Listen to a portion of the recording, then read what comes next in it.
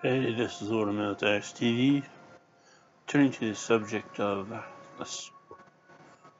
the spiritual warfare that we face.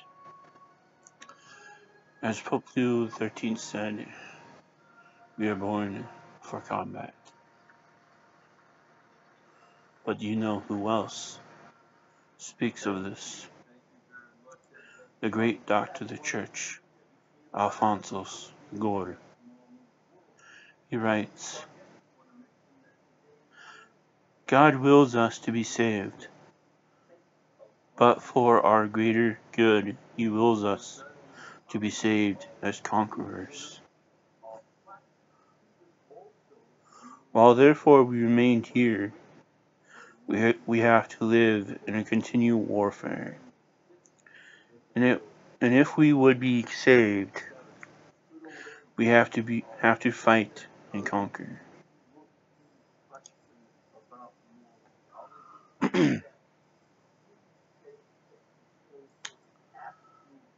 Doesn't get much clearer than that.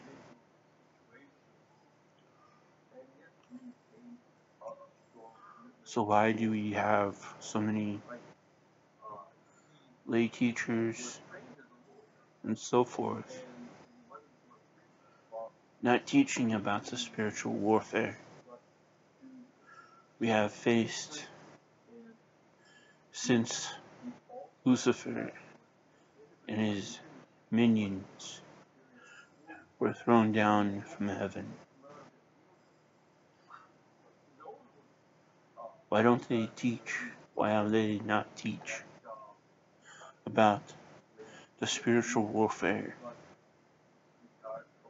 that started when Lucifer and his demons rebelled against the divine plan of salvation?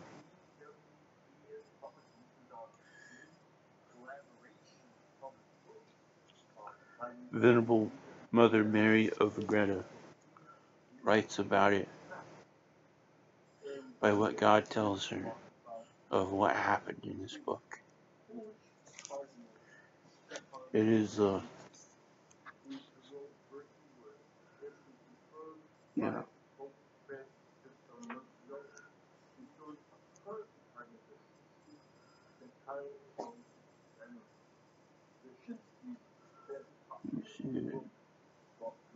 In this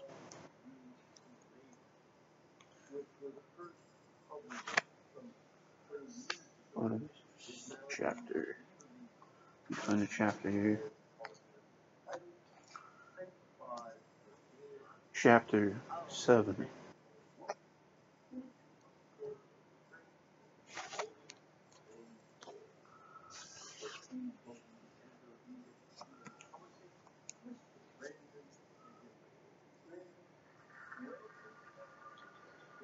I quote from paragraph 85. It remains to investigate the motive which urged Lucifer and his confederates to sin, and what was the occasion of their disobedience and fall. For this is the point to which I wanted to come. In regards to this, it was made known to me that they could commit many sins as far as the guilt of sin, secundum reatum, is concerned, although they did not consummate them in acts. However, on account of those which they did actually commit freely, and of their own depraved will, they acquired disposition to all bad acts, inducing others to commit and improving in others those sins which they could not commit themselves. Following the bad inclinations which from that time on filled Lucifer, he fell into most disorderly self-love, which arose from the consciousness of being endowed with the greater gifts and greater beauty of nature and grace than the other inferior angels. He tarried with inordinate pleasure in the consciousness and thus self-satisfied, he became lax and remiss in ingratitude, which was due to God as the sole cause of all that he had received. Turning again and again in admiration towards himself, he took pleasure in his own beauty and grace, attributing them to himself, and loving them as his own. This disorderly self-love not only caused him to exalt himself on account of the superior virtues which he had received, but also induced him to harbor envy and covetousness for other gifts, and for excellences not his own. Then, because he could not attain them, he conceived a mortal hatred and indignation against God, who created him out of nothing, and against all his creatures. Hence arose his disobedience, his presumption, injustice, infidelity, blasphemy, and perhaps also a certain kind of idolatry. For he coveted for himself the adoration and reverence due to God. He blasphemed the divine magnificence and holiness. He failed in the trust and loyalty due to him. He plotted to destroy all the creatures, and presumed to be able to do all this, and much more, by his own power. Thus his pride ascends continually, and perverses, though his arrogance is greater than his strength. For in this he cannot increase, and in sin one abyss calls the other. The first angel who sinned was Lucifer, as is described in the 14th chapter of Isaiah.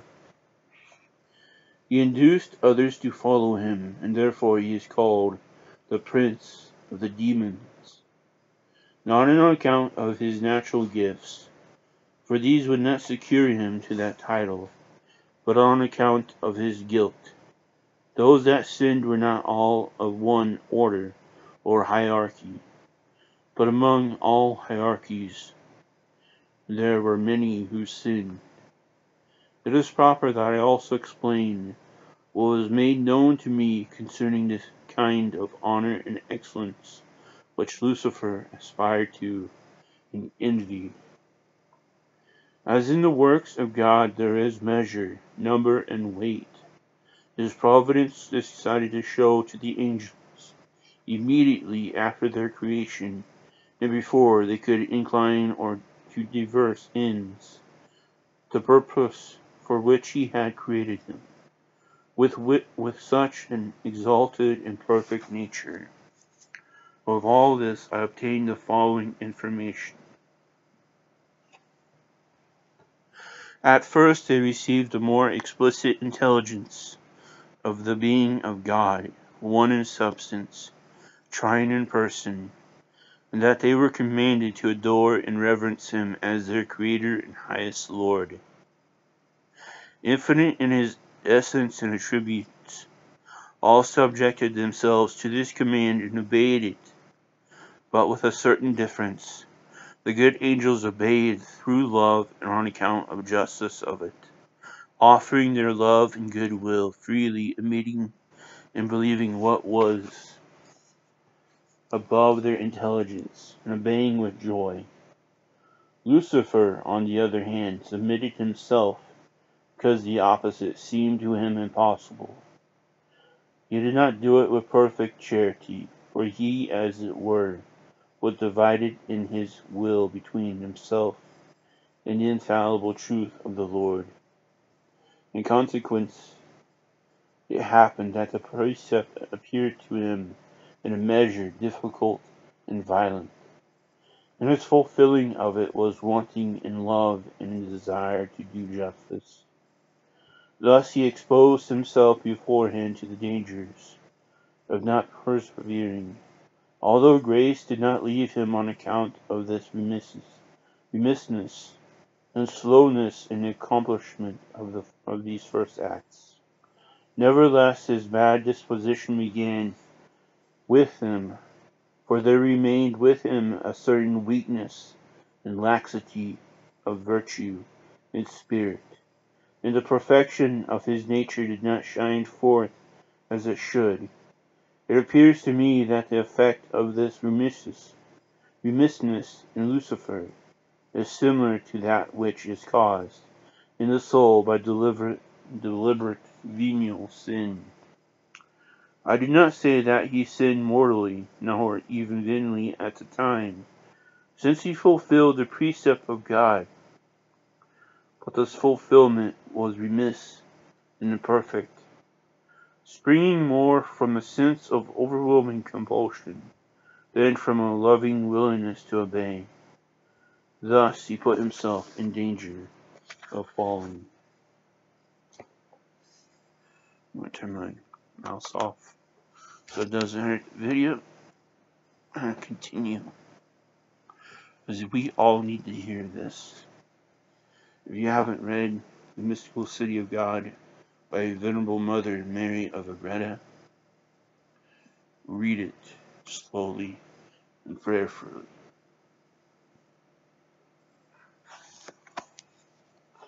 In the second place, the angels were informed that God was to create a human nature and reasoning creatures, lower than themselves, in order that they too should love, fear, and reverence God as their author and eternal good.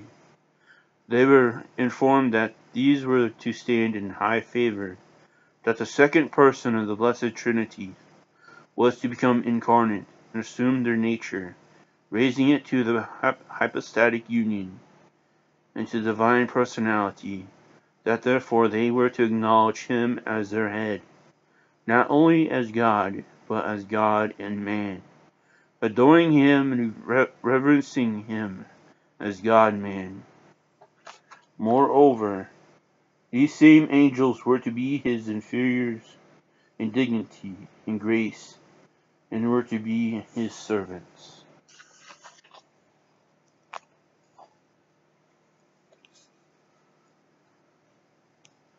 God gave them an intelligence of the propriety, equity of the justice, and reasonableness of such a position.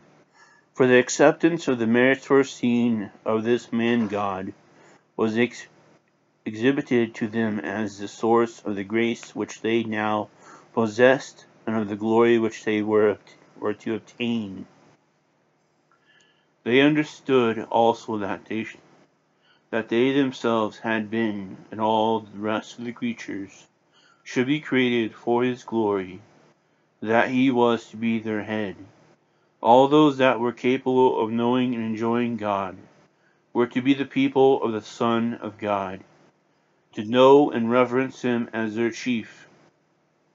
These commands were at once given to the angels. To this command all the obedient and holy angels submitted themselves, and they gave their full assent and acknowledgment with an humble and loving subjection of the will. But Lucifer, full of envy and pride, resisted and induced his followers to resist likewise, as they in reality did, preferring to follow him and disobey the divine command. This wicked prince persuaded them that he would be their chief, and that he would set up a government independent and separate from Christ. So great was the blindness which envy and pride could cause in an angel, and so pernicious was the infection, that the contagion of sin spread among innumerable angels. Then happened that great battle in heaven, which St. John describes in the Apocalypse. For the obedient and holy angels, filled with an ardent desire of hastening the glory of the Most High and the honor of the incarnate Word, asked permission, and it was, as it were, the consent of God to resist and contradict the dragon. And the permission was granted. But also another mystery was concealed in all of this.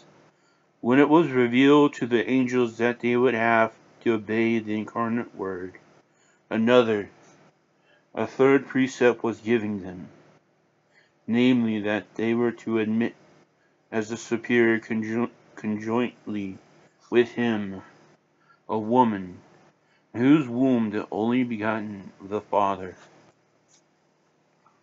assumed flesh, that this woman was to be the queen and mistress of all creatures. The good angels, by obeying the command of the Lord with still increasing and more alert humility, freely subjected themselves, praising the power and the mysteries of the Most High.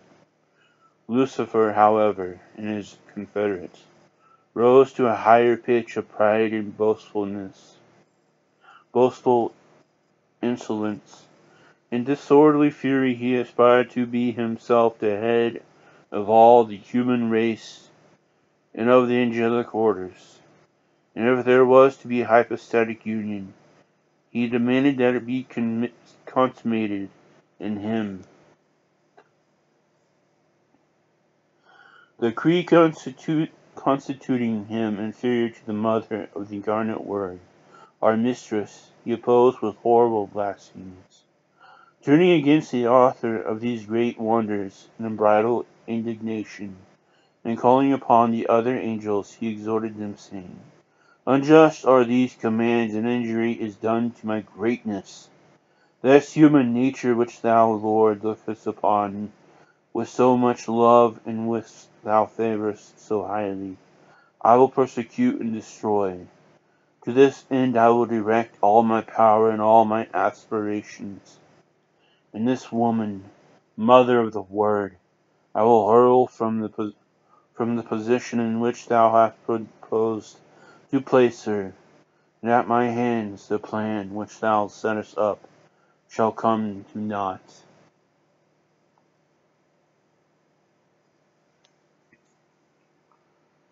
This proud boast so roused the indignation of the Lord, that in order to humble it, he spoke to Lucifer, This woman whom thou refusest to honor shall crush thy head, and by her shalt thou be vanquished and annihilated. And if through thy pride death enters into the world, life and salvation of mortals shall enter through the humility of this woman. Those that are of the nature and likeness of man and woman shall enjoy the gifts and the crowns which thou and thy followers have lost.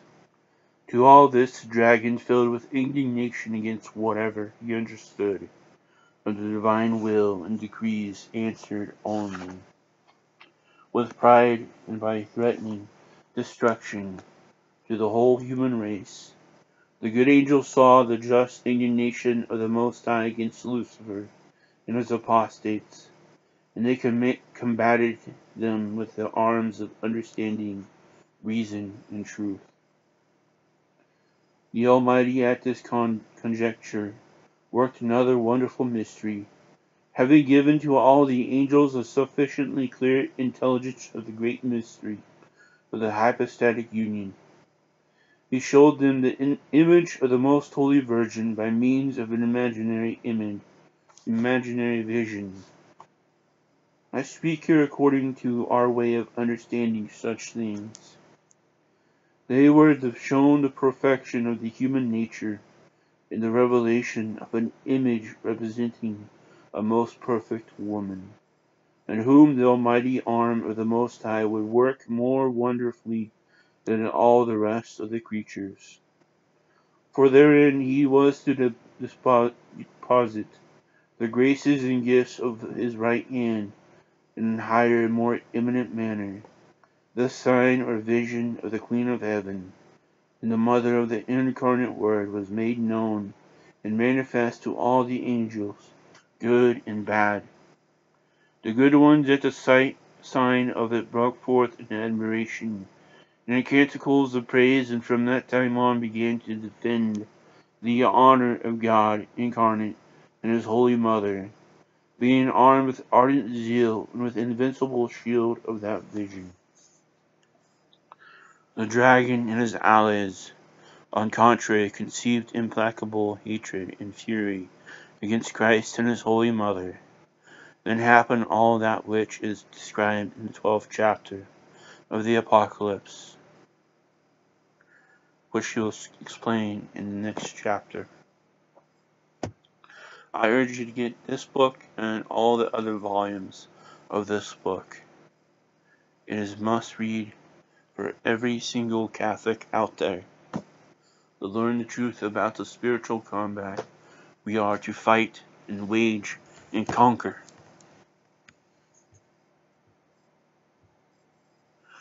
As it says, as she said, given that image by our Lord to explain what happened in the beginning and why the devil hates us so much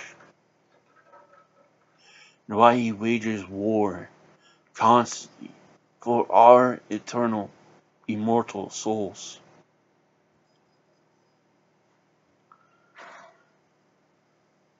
That we are to be conquerors. We are to conquer and defeat and kill the dragon through the feet of our Blessed Mother, who will crush his head until he is dead.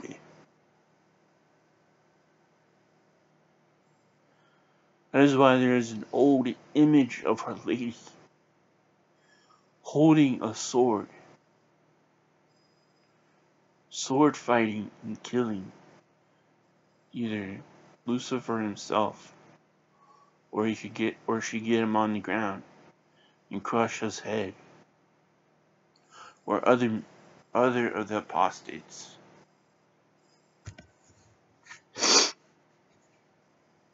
Saint Alphonsus Liguour is right. Pope Leo XIII is right. All those who speak and teach of the spiritual warfare we are to fight, to wage, and to win with the help of our Lord, Our Lady, the saints, the holy angels, are right. And if no teacher wants to teach the actual truth on why we must return to being a church militant, and they are on the sides of the apostates, who rejected the divine mysteries. So I'll place the link where I got this version of the Mystical City of God. If you don't have it, get it, find it in your local bookstores or online bookstores or wherever. If you do have it, read it, continue reading it.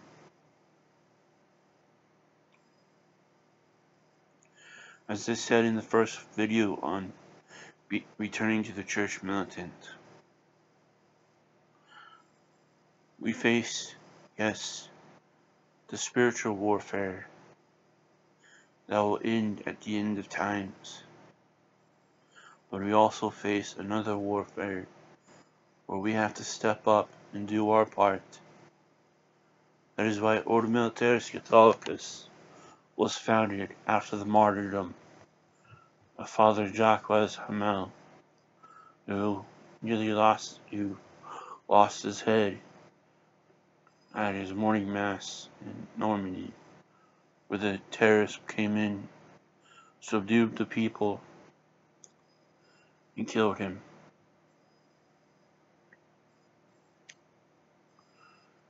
It's time we accept that we are the church militant, that the call of Blessed Pope Urban II is still good, because our Christian brethren all over the world, in South America, Nicaragua, in Africa, Nigeria, elsewhere, Christians and Catholics in the Philippines are still facing that threat of the ISIS in the Philippines. Nigeria is losing Christians by the hundreds of thousands daily, or by 2044, the government there projected there will be no Christians there. They're still finding out what terrible stuff ISIS did in Syria and Iraq to the Christians and all the other minorities. And they are still afraid that something worse will come. And so, we must return to being a church militant. We must do our part. We must never stop fighting for the faith, fighting for the salvation of souls, and also protecting our Christian brethren by joining Ordo Militaris Catholicus, by going to ordo-militaris.us, and we also have it in different languages. The website. Consider making a pledge donation, whatever amount you can afford, for a monthly donation. If you can invest, please invest. We need your help. We are founded for one mission: to help bring security and peace to our Christian brethren around the world. And they need it more than ever right now. So help us get operational. God bless. It is full.